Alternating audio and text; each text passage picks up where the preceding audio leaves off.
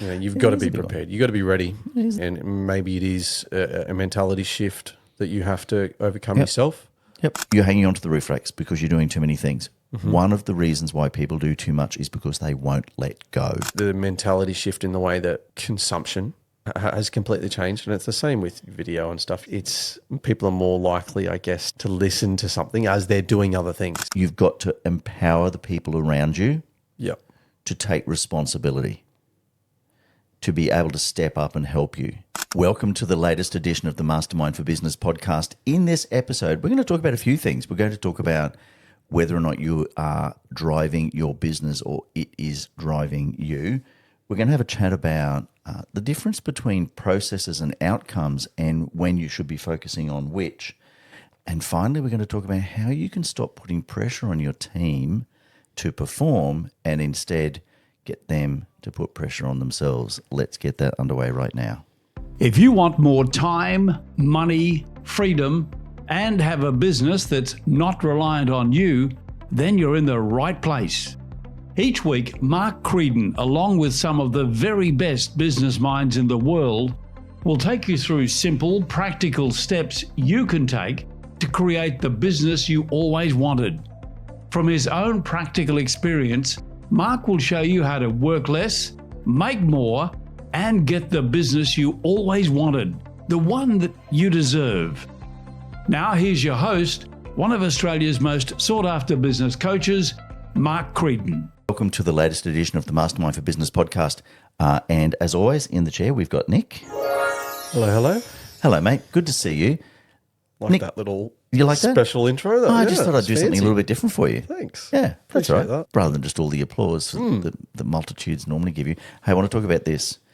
And you get this because you've got your own business. Mm-hmm. Last episode, we spoke about the importance of course correcting, right? And we said that what that means is you've got to stop and check as you're going to see where your business is at and what it's doing. Yes, yep. If you imagine your business was a car, right? Whereabouts are you sitting in the car? Right. Are you sitting in the driver's seat, in the passenger seat, in the back seat, or shit, are you locked in the boot? Mate, I'm holding on to the roof racks. Right. Yeah, well, and you know what, mate? We have all been there, right? We've all been there, like a train out of New Delhi. Yep. Yeah, yeah, loaded up on the roof. Hanging out the side. Yeah. So the thing is, you can't course correct if you're not holding the steering wheel. Makes sense. Right? So and it's okay, like we've all been hanging on to the roof racks or been in the boot or been in the back seat. And the reason I use this, I actually think it's a great little plan for you to set up. So you start by going, all right, let me be really honest. Whereabouts am I sitting in the business? Is it mostly driving me? Am I not in control of it? And so what you do is you set yourself up a plan to end up being in the driver's seat. So how am I going to get, off the roof racks and in an open window so I can at least sit in the back seat? Yep. First step. Right. Then how am I going to move myself to the passenger seat? Right. Then finally, how am I going to get myself in the driver's seat? And I think that what you have to do is you have to do three things.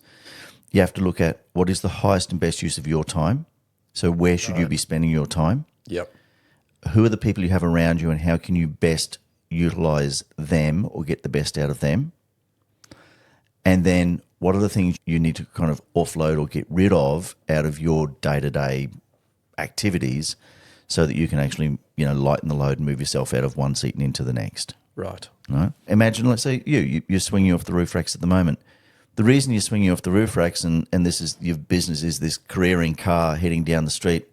One of those bowling balls that kids use when they got the bumper lanes? Yeah, the bumper. Yeah. Yeah, the bumper bars, and it just bumps back and forth. Yeah. I reckon there's a whole bunch of people listening to this podcast right now going, oh, man, that's my business. Like, yep. It's like an out-of-control bowling ball on a kid's bowling lane. It's just staying in the lines. Yeah, it's just bouncing back and forth, and here you are hanging onto the roof racks. The reason that's happening is because you're probably doing a bunch of things which are not actually what you should be doing. Right. They're not actually advancing your business, but you don't at this stage feel that you can have anybody else that can do them. Sure. So then definitely not the highest and best use of your time. But they're not the highest and best use of your time. But you're still doing them. Well, you're doing them because we've spoken about before those various time zones, right? Yeah. You know, the zone of competence, zone of incompetence, the zone of excellence, and the zone of genius. Yes. So what happens is we often spend a lot of time in the zone of incompetence and the zone of competence. They're things that we just feel that we can't get rid of. And as much as we said last episode, there's good value in stopping, taking stock and doing like a course correction, there's also really good value in stopping and going, you know what? I need to get rid of some of this stuff. I need to find someone who can do this for me. And this is the thing I love about technology, because when it comes to going, I need to get rid of some of this stuff, there are options for you to employ someone, for you to contract someone, for you to outsource it, offshore it, Yep. or explore what artificial intelligence can do. Yeah. I mean, these days there's just so much. Right. It can do so much. There's so many different programs. So I was playing last night with, you know, I've obviously used ChatGPT, but doesn't everybody, but I was playing with Gamma AI. Okay. Have you seen that? Yeah, I have. Yeah. Yeah. So I kind of thought it's pretty cool because it can actually create like models from your text. It can sort of draw pictures from text. So Gamma, Gamma AI. I'm not endorsing it. I get nothing for it. But it was just fascinating to see what you can do with What it comes up with. Yeah. So gone are the days with ChatGPT where you just use it to, you know, to write an article or, you know, write a speech or do a video script. No, it's very different. Right? Very different. So now you can, there's a bunch of things you can create. So where I'm going with this is for you and for anybody listening to this who feels like they're just hanging onto the roof racks as well, is step number one, stop, take stock, hang on a second. Why am I not sitting at least in the back seat of the car where I can lean across and grab the wheel from time to time? Because I'm doing a bunch of shit I shouldn't be doing. And is that the main reason, do you think, people aren't in control? Yep. They're not in the driver's seat because they are spending time and energy and effort and all those sorts of things on the things they're not meant to be? Yeah. They've just got, you know, they've got so much stuff hanging off them that they can't fit behind the wheel. Yeah, and that's all. A lot of that's mental, isn't it? You know, you feel so weighed down by tasks or responsibilities that, you know, even if it is something small that you've done a million times, it's still something you have to do, isn't it? Like, Yep. And you know, the other thing too is people often can't let go. Yeah. Right? Yep. So because they've been in control of it for so long. Yeah, exactly. You know, I mean, the number of people that come to work with me, Nick, and it's the biggest issue. They go, I just can't get my people to do what I need them to do. You go, no, that's not the case. It's that you won't let go enough. I was having dinner recently with your uncle, and we were talking about my old man, right?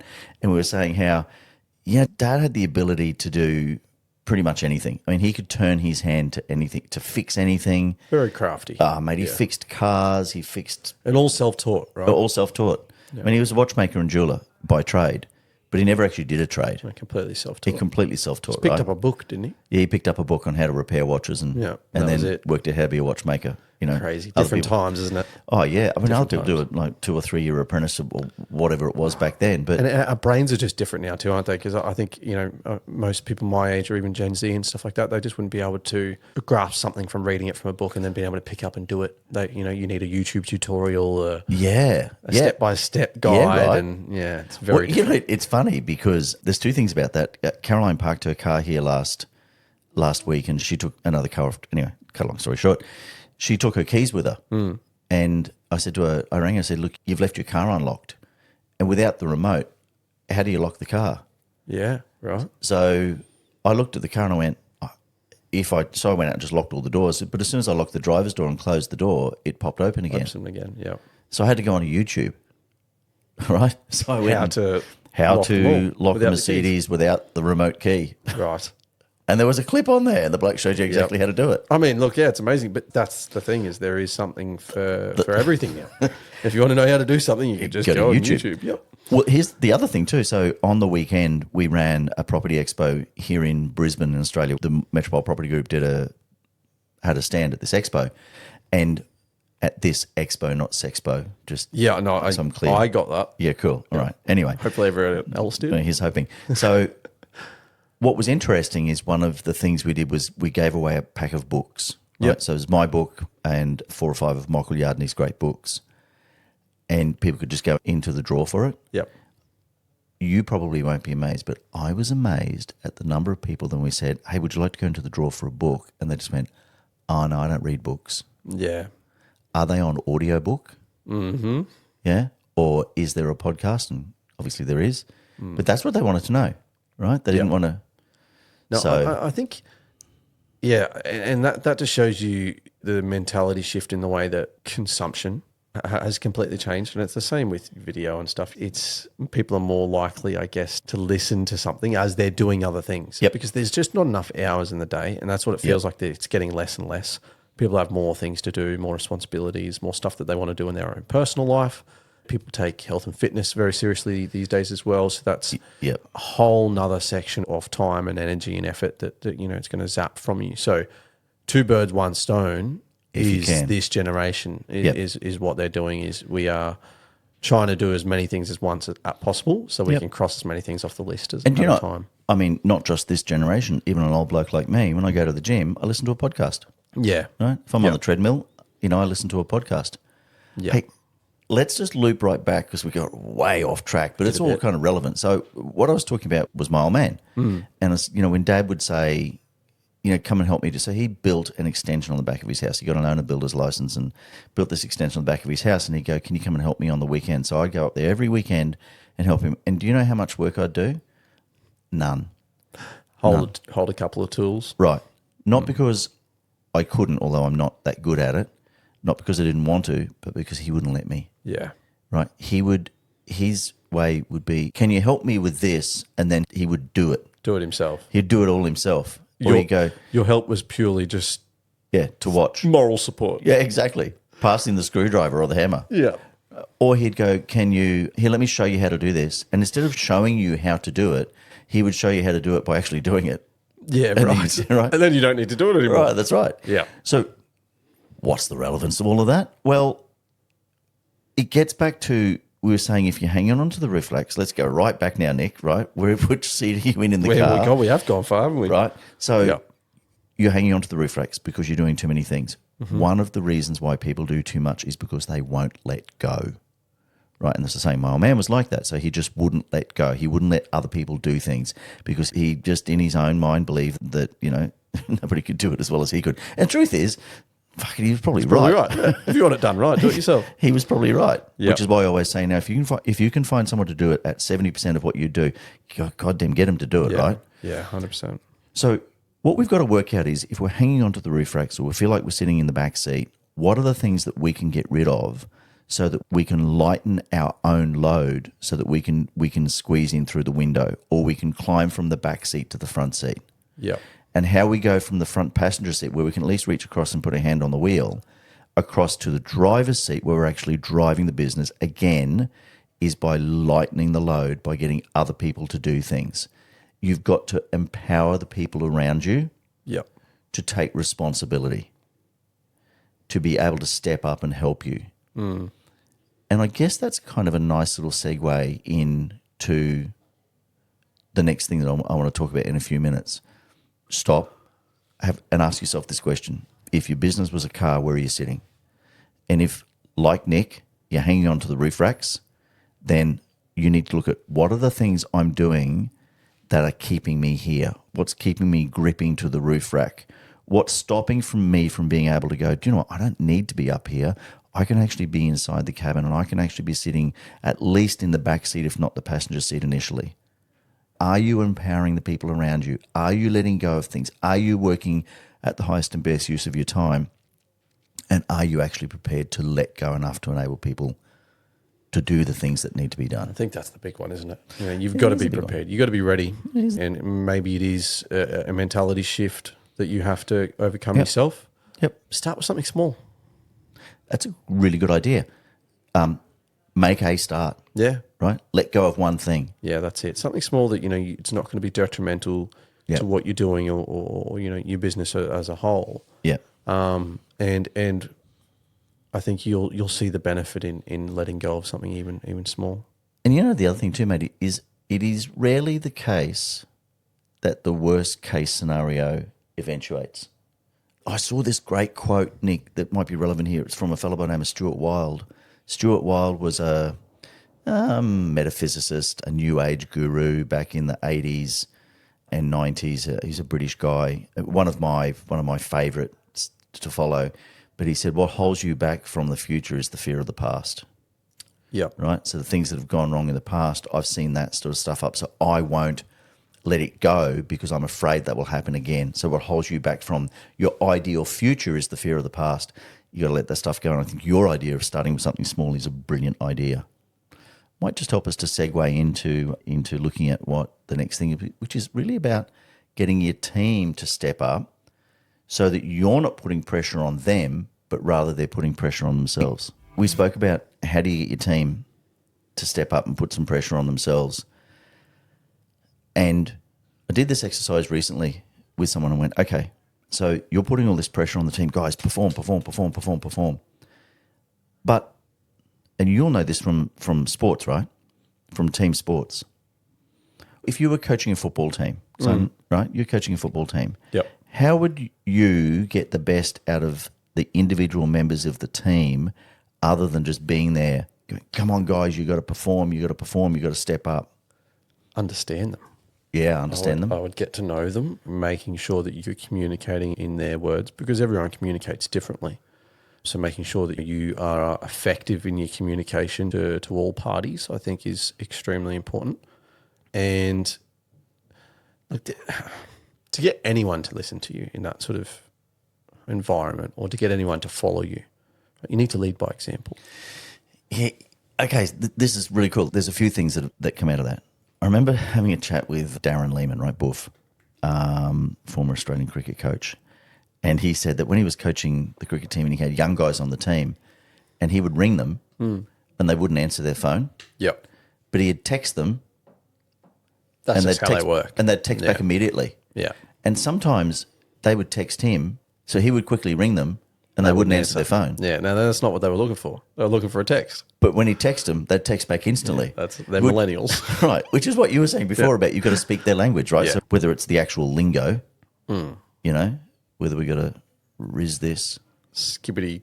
Whatever. Yeah.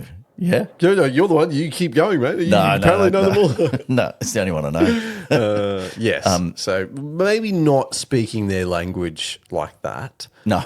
But more so communicating effectively in a way that they're going to receive it. So you got to speak their language the way that they communicate. Yes.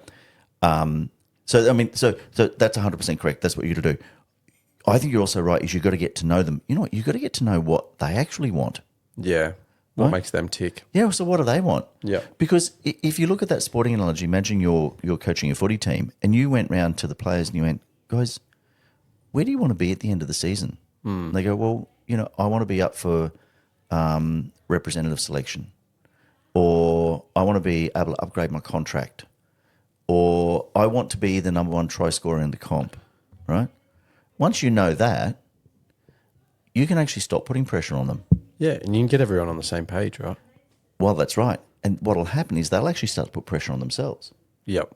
And all you're doing is feeding it, going, hey, Nick, hey, you're traveling. Because remember you said to me that you wanted to get rep selection. Yeah. Hey, you're traveling. Are you working toward that? What are you doing, man? You know, so you stop putting the pressure on them and they stop putting the pressure on themselves. And exactly the same thing applies in business. Yeah, if you can paint, you know, just in that analogy itself, if you can paint to that team, paint the picture of, well, if we win, if we're winning games, each one of those goals that you have will come to fruition. Yeah. Right. So if we're all heading in the same direction, we're all on the same page and we all have the same end goal, which is, you know, to win the premiership or whatever it may be. Yep. You know, all of your goals will be a lot closer to being fulfilled. Yeah. Because we've all gotten to where we want to be. So I think, you know, getting people on board, or, you know, getting people to take that initiative and, you know, be excited about stuff, then you have to have everyone, you know, working in the same way, working together, working on the same page. And you've got to define what winning is. Yeah, 100%. Right? So in your business, you've got to define, you know, what winning is. And if you can define that and you can find out from them So you can go, hey guys, this is what winning is to me for the business as a whole. Yep. What's winning to you? What role do you want to play in that? What does success look like to you? And you get them to understand that, and you to understand them. The old seek first to understand, then to be understood. Yes. And you can understand that of them. Then you can craft your message in a way which puts pressure on themselves by themselves without your input. Yeah. Yeah. 100%. And when you stop and think about it, it's kind of a really simple thing to do. So if you're looking at, I've done this lots of times in a sales environment where an MD or a CEO or GM or whatever come along and go, the sales team's got to perform. What are you doing to push them? And you go, well, I'm not doing anything to push them. They're pushing themselves. Yeah. Because I've gone and gone, hey, Nick, you said that you wanted to earn $300,000 this year. In order to do that, you need to do this and this. How are you traveling with that? Yep. And you go, yeah, I'm on target, man. Or actually, it's a good point, I'm going to fall short of this. And if I'm going to fall short of it, I need to reassess. Yeah. Makes sense. Nice, simple stuff. Hey, we've gone through a bit again. We've spoken about asking which seat you're in. Yes. If your business was a car, are you in the back seat or are you hanging onto the roof racks like Nick? Right, just bouncing your way down like a bowling ball and off bumpers. Something like that, anyway. And what do you need to do that? You need to offload the stuff that's not the highest and best use of your time. You've got to learn how to delegate. You've got to trust people. You've got to let go, and that will lighten the load on you, so you can actually get in the right seat and grab the steering wheel again. In line with that, we then spoke about, hey, how do I actually help, or how do I get my team on board? And you nailed it when you went, well, you got to get to know them. Yeah. Yeah. You've got to get to know them. You've got to understand what their motivation is. And then you've got to lean into that motivation so they start putting pressure on themselves to achieve it. You get those things aligned and success will be, pretty easy to come by. Yeah, 100%. I think the only other thing that I would mention is to, like I said, is to lead by example. If you can't expect people within your team or within your business to show a certain level of enthusiasm or a certain level of work when you're not doing the same. So lead by example. The best leaders do, and your team will follow. The good ones, will follow. Will follow your lead. There's Brian Cadd's way too old for you to know, but there's this great line from a Brian Cadd, Glenn Shorrock song, and it says, "This guy's selling me a dream while looking down at his shoes." Yeah, you've got to lead by example. You've got to sell them the dream by being a part of the dream and showing them, what you're doing to make it happen. Yeah. 100%. Another great session, mate. Thank you. Thank you. Fantastic. Guys, these are the sort of things we speak about all the time with our clients in our Mastermind Business Accelerator program. What I'd love you to do is, if you've got some value out of this, share the podcast, like it, subscribe. Really helps other people to find us. But more importantly, let us know what else you'd like to know about. So jump onto our socials or metropolemastermind.com.au. This is Mark Creedon. Between now and next time we speak, please make sure you spend time with those who matter most.